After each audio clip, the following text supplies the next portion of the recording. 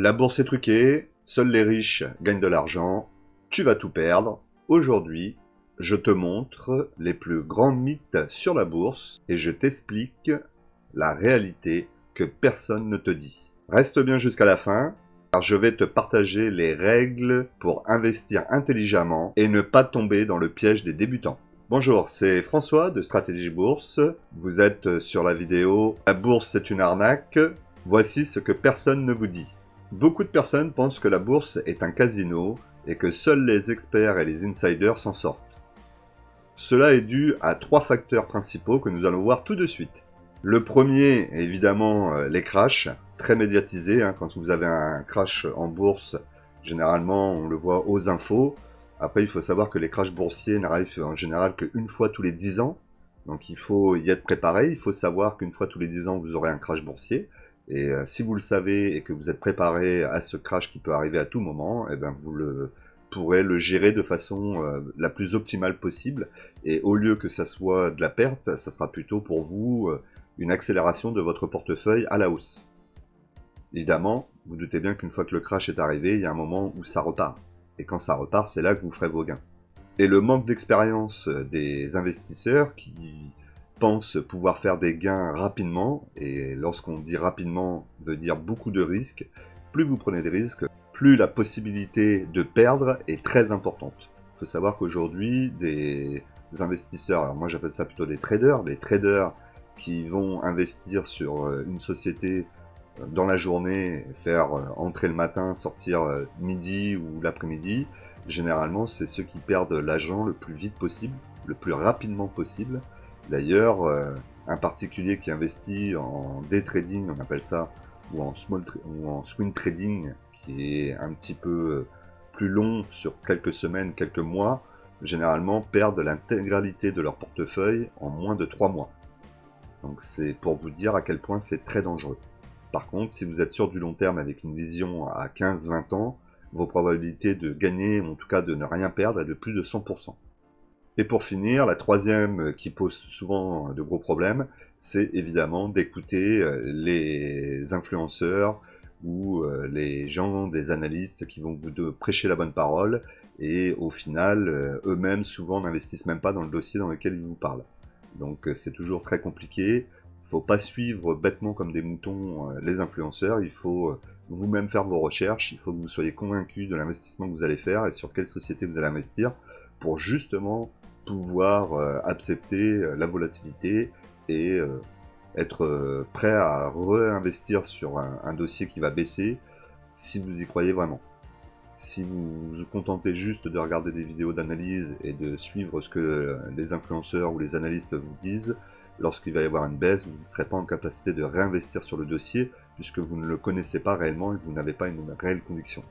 Il suffira de voir une autre vidéo négative sur le même dossier pour que vous changiez complètement d'avis et au pire des cas, vous allez sortir de votre position en plus-value ou en moins-value, mais ça sera jamais la bonne solution de rentrer, de sortir sur des coups de tête ou juste sur des informations obtenues sur divers réseaux sociaux. La meilleure des informations, c'est vous qui l'avez, donc c'est vous qui devez la maîtriser et la gérer. Et avant de passer à la suite, je voudrais te poser cette petite question toute simple. Demande-toi pourquoi est-ce que les personnes les plus riches au monde investissent en bourse, notamment des personnes comme Warren Buffett, qui a une fortune immense. Penses-tu que si la bourse était si dangereuse que ça et avec tant d'incertitudes, les plus grandes fortunes investiraient en bourse? Je ne pense pas. À toi de me dire dans les commentaires ce que tu en penses. La bourse est un jeu d'information et de patience. Ceux qui gagnent sur long terme ne spéculent pas au hasard.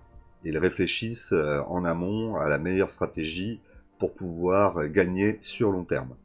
Donc pour ça, les critères vont être simples. On va avoir en premier les intérêts, l'effet boule de neige, les intérêts composés qu'on appelle, qui vont vous permettre d'investir dans des sociétés qui vont vous rétribuer des rendements intéressants qui pourront eux-mêmes être réinvestis pour pouvoir générer des dividendes encore plus gros et ainsi de suite. Et donc on aura cet effet boule de neige.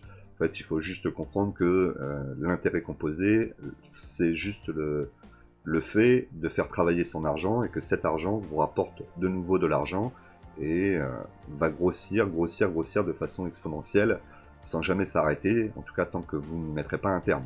Et c'est là toute la beauté de l'intérêt composé et de cet effet boule de neige.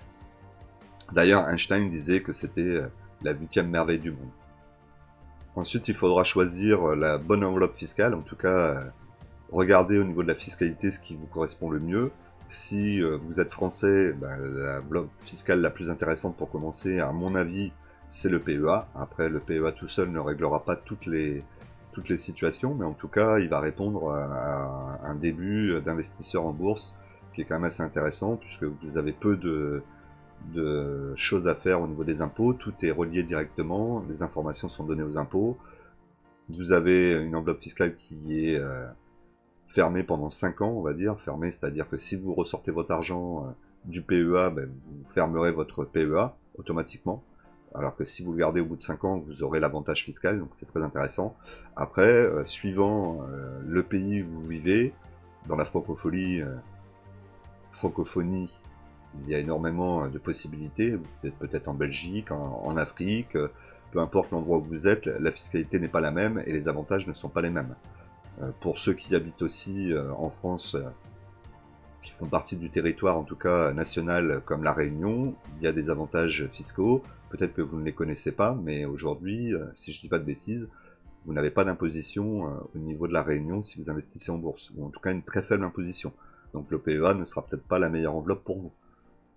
Tout ça est très important de bien comprendre les avantages que vous avez suivant l'endroit où vous habitez. Ensuite, il y aura l'importance de diversifier votre portefeuille. Toujours le même principe, on ne met pas tout son argent dans le même investissement. Donc on va essayer de diversifier le plus possible géographiquement, par secteur, par devise, pourquoi pas. Alors avec un seul compte, ça sera peut-être difficile au début, mais petit à petit, vous aurez forcément envie d'aller vers une diversification plus importante. Et donc les 3 piliers qui sont intéressants dans la diversification, ça va être géographique, ça va être sectoriel évidemment, et ça va être au niveau des devises. Au lieu d'avoir que des portefeuilles bourse en euros, pourquoi pas avoir un portefeuille en dollars ou en francs suisses par exemple. Ce sont des monnaies assez solides, surtout le franc suisse. Débuter, pourquoi pas commencer par des ETF qui vont vous permettre de vous familiariser le plus possible avec l'investissement en bourse et ce qu'est la bourse. Et puis petit à petit, pourquoi pas y rajouter quelques actions pour aussi avoir les dividendes qui sont possibles d'être réinvestis par la suite. Investir en bourse n'implique pas d'être un génie, il faut juste utiliser des règles simples et efficaces pour vos investissements et s'y tenir. Alors je vais vous donner une méthode en 3 étapes facile à mettre en place. Dites-moi dans les commentaires d'ailleurs si vous l'utilisez. Pensez à vous abonner, à liker et à cliquer sur la cloche pour recevoir les dernières notifications. En 1, donc, vous aurez vous former, se former et continuer à apprendre. Être capable de comprendre les bases de la bourse, c'est important. Comprendre la différence entre une action, un ETF, une obligation par exemple. Comprendre la volatilité et quel est un impact moindre sur votre investissement et sur votre façon d'investir surtout. Ouvrir un compte en bourse adapté à votre profil et notamment à votre lieu de résidence, puisqu'on a bien compris tout à l'heure que le lieu de résidence allait déterminer souvent l'enveloppe fiscale et la fiscalité que vous avez vous-même. Donc ça, il sera très important de choisir la bonne enveloppe fiscale. Et en 3, commencer petit et se tenir à cette régularité. Pas la peine de venir avec 3000 € et de mettre vos 3000 € d'un seul coup sur la bourse. Il vaut mieux échelonner et mettre petit à petit et faire grossir votre portefeuille avec le temps. Déjà parce que vous aurez de plus grandes opportunités de faire baisser votre PRU si vous achetez petit à petit.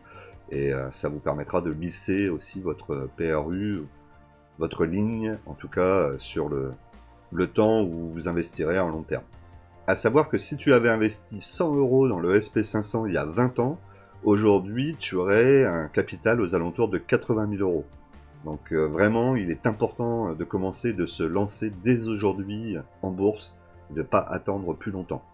N'oubliez pas, les retraites sont compromises, vous pourriez avoir besoin aussi d'un complément de salaire pour le futur, vous pourriez avoir envie de liberté financière et ne pas être obligé de vous sentir esclave de votre travail, ça je pense aussi que c'est l'une des choses les plus importantes auxquelles il faut penser. D'ailleurs, j'en profite, si tu n'as pas encore commencé à investir en bourse, n'hésite pas à télécharger mon e-book dans la description qui te permettra en 7 étapes de commencer à aller investir en bourse. En conclusion, la vraie arnaque, c'est de ne pas investir. C'est là où tu ferais une erreur. Pourquoi? Pourquoi est-ce qu'aujourd'hui les banques investissent ton argent en bourse pour gagner des gains, et pourquoi est-ce que toi tu n'en profiterais pas aussi pour faire la même chose? Réponds à ces questions dans les commentaires, n'hésite pas, ça m'intéresse de connaître ton retour par rapport à ça. N'oublie pas que ceux qui réussissent ne sont pas les plus intelligents, mais sont souvent les plus disciplinés. La discipline aura le dessus sur un quelconque génie en bourse. Et c'est pour ça que le long terme est parfait pour ça. De la discipline, et tu auras le fruit de ta discipline dans quelques années, et tu seras sans doute libre financièrement, plus vite que tu ne le crois, ou un complément de retraite pour les générations futures, qui sera à mon avis très très importante.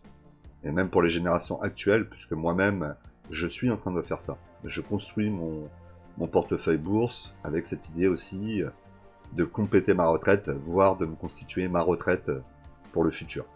Le meilleur moment pour investir, c'était hier. Le meilleur moment, le deuxième meilleur moment pour investir, c'est tout de suite. Donc ne perds pas de temps. Commence à investir, ouvre ton PEA.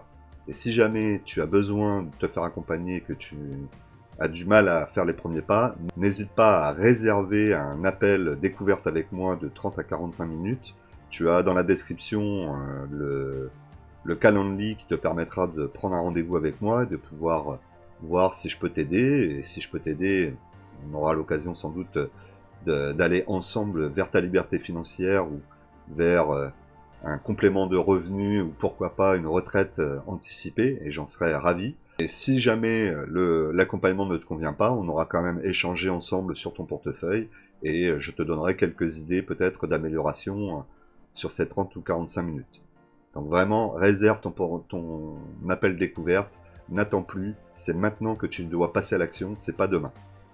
Voilà, maintenant la vidéo est presque terminée, je vais te poser une petite question avant de se quitter, j'espère que tu y répondras. Dis-moi, toi, quelle est ta plus grande peur en bourse? Pourquoi est-ce que tu n'investis pas en bourse? Dis-moi dans les commentaires, ça m'intéresse de le savoir.